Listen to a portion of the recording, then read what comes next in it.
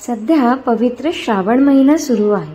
श्रावण महिन्याच्या शुक्ल पक्षातील एकादशीला पुत्रदा एकादशी म्हणतात, जी शुक्रवारी 16 ऑगस्ट रोजी येते.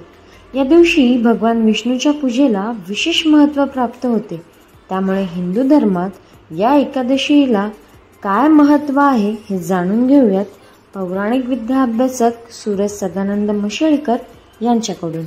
वर्षभरामध्ये ज्या एकादशी येत असतात यामध्ये एक महत्वाची एकादशी म्हणजे पुत्रदा एकादशी होय. शुक्ल पक्ष आणि कृष्ण पक्ष अशा प्रत्येक शुक्ल पक्षात आणि कृष्ण पक्षामध्ये एकादशी तिथीला एकादशी ही तिथी असते आणि अशी वर्षभरातून पुत्रदा एकादशी ही 2 वेळा असते. एक वेळेस म्हणजे पौष महिन्यात आणि दुसरी म्हणजे श्रावण महिन्यात. दोन्हीही महिन्यांमध्ये ही जी शुक्ल पक्षात येणारी पुत्रदा एकादशी आहे हिचं महत्व अनन्यसाधारण आहे.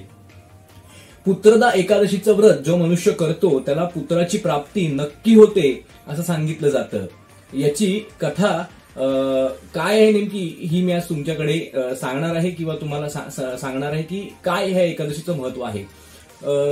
पूर्वी महिष्मतीपुरी नावाचा एक राजा होता आणि त्या राजाला पुत्र प्राप्ती नव्हती. जेव्हा त्याच्या सर्व आवडत्या लोकांनी, त्याच्या नातेवाईकांनी, त्याच्या आप्तेष्टांनी जेव्हा लोमेश ऋषींना हा प्रश्न विचारला की हा एवढा चांगला राजा, शांतप्रिय राजा, असा हा राजा, लोकांसाठी सर्व काही करणारा असा हा राजा, याला पुत्रप्राप्ती का होत नाही, तेव्हा लोमेश ऋषी म्हणाले की गतजन्मी ह्या राजाने हा फार निर्दयी होता आणि एका तळ्याच्या तीरावरती एक गाय, जिला नुकतंच वासरू झालेलं, अशी गाय पाणी पिण्यासाठी आली. त्या गायीला या राजाने तिकडनं हटकलं आणि त्यामुळे या राजाला त्या गायीचा श्राप लागला आणि त्याच्यामुळे या जन्मामध्ये त्याला पुत्रप्राप्ती झाली नाही. जर का राजा हे त्याचं जे कर्म आहे, गतजन्मीचं हे कर्म जर तो निवारण करेल, जर तो या कर्माचं प्रायश्चित्त घेईल तर नक्कीच त्याला पुत्रप्राप्ती होईल. आणि त्याप्रमाणे राजा त्या कर्माचं प्रायश्चित्त करतो आणि त्याला एका पुत्राची प्राप्ती होते.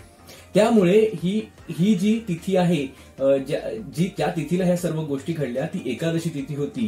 त्यामुळे ह्या सर्व गोष्टींवरती पुत्रप्राप्तीसाठी महत्वाची असणारी अशी ही पुत्रदा एकादशी, म्हणून ही पुत्रदा एकादशी महत्वाची आहे आणि पुत्रप्राप्तीसाठी ही एकादशी केली जाते. जो मनुष्य हे व्रत करणार आहे त्या मनुष्याला दशमी तिथीपासून लसूण, कांदा याचा त्याग करणं गरजेचं असतं. दशमीला खऱ्या अर्थानं या एकादशीच्या व्रताची सुरुवात होते. एकादशीला या व्रताचा उपवास केला जातो.